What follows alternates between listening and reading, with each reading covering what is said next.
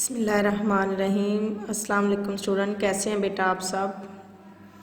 आज हमने पढ़ना है जमात चहारम का सबक नंबर है हमारा 23, इत्तफाक में बरकत है। ये सफ़ा नंबर है हमारा बेटा 155। ठीक है बेटा, ये एक तस्वीरी कहानी है, आप लोगों ने अपने ग्रामर में पढ़ी हुई है, इत्तफाक में बरकत है।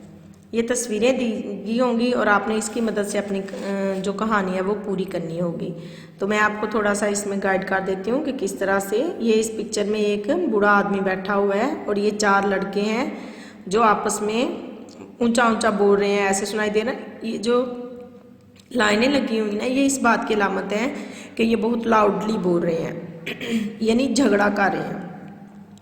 और ये बुरा आदमी सोच रहा है, कुछ कह रहा है, ये कह रहा है कि मेरे खुदा मेरे बेटों को हदायत दे, इनके लड़ाई झगड़े इनको बर्बाद कर देंगे कहानी। लेकिन हमने शुरू कहानी यहाँ से नहीं करनी, हमने सबसे पहले लिखना है एक दफ़ा का जिक्र है कहानी लिखने को, क्योंकि कहानी पुराने वक्तों की होती है, पुरानी बात होती है, तो इसलिए हमने एक दफ़ा का जिक्र है ये लिखना होता है।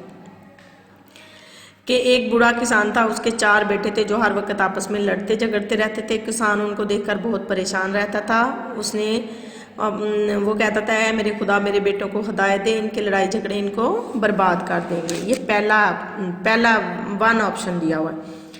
फिर है 2 पे, ये अब तस्वीर जो है वही किसान है, वो चारपाई पर बेड पर लेटा हुआ है, ऐसे लग रहा है जैसे वो बहुत बीमार है और उसकी तबीयत बहुत ज़्यादा ख़राब है। और वही जो 4 लड़के हैं जो वहाँ लड़ रहे थे उस तस्वीर में पहली वाली में, यहाँ उसके पास बैठे हुए हैं।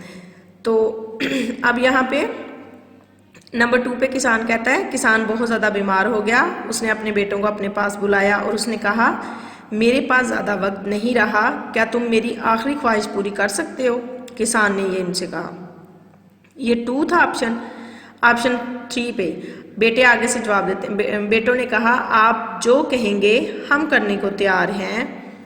तो नंबर 4 पे किसान ने उनसे कहा कि जाओ एक छड़ियों का गट्ठा लेकर आओ। एक बेटा गया और छड़ियों का गट्ठा ले आया। उसने कहा कि अब तुम इस गट्ठे को अलग-अलग मतलब इस गट्ठे को इकट्ठा ही एक एक करके तोड़ो। उन्होंने कोशिश की लेकिन वो गट्ठे को ना तोड़ सके। तो फिर किसान ने कहा पतली पतली छड़ियों को इस गट्ठे को बारी बारी तोड़ो, यानी एक इस गट्ठे को तोड़े। तो उन्होंने उस गट्ठे को तोड़ने की कोशिश की लेकिन उनसे ना टूट सका। बारी बारी उन्होंने गट्ठे को ही तोड़ने की कोशिश की। ये पेज नंबर था 155। अब आ जाए पेज नंबर 156 पर। ठीक है, तो यहाँ पे देखो वो लड़का एक तोड़ा है, उसने गट्ठा ही हाथ में पकड़ा हुआ है लेकिन उससे छड़ियाँ नहीं टूटनी। सबने बारी बारी जोर लगाया लेकिन वो गट्ठे को ना तोड़ सके।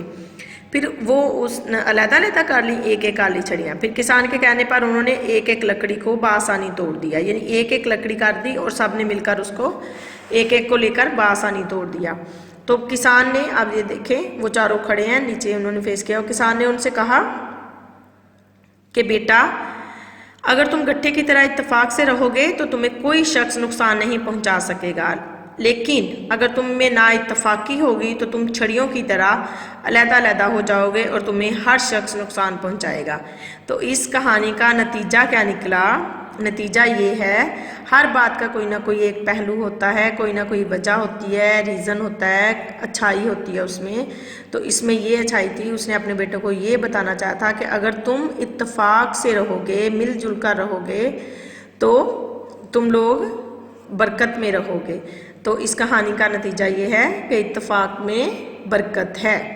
ठीक है बेटा, ये हमारा आज कंप्लीट हो गया है काम। आपने ये ज़बानी याद करनी है और उसको लिखना भी है। इंशाल्लाह कल हम दोबारा से नेक्स्ट चैप्टर करेंगे।